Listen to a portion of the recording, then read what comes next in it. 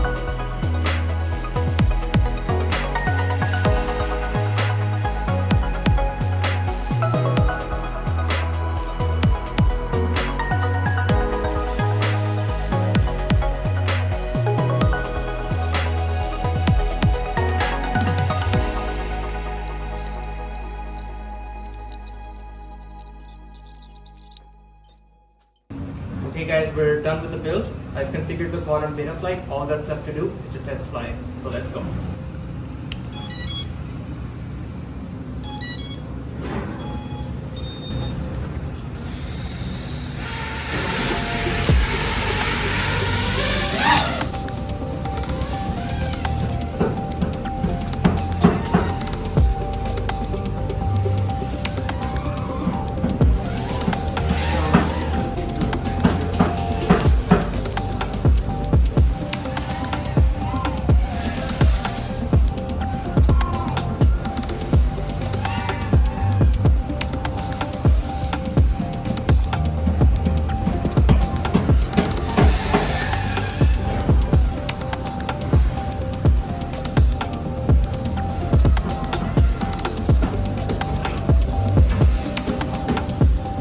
Alright, bring it back.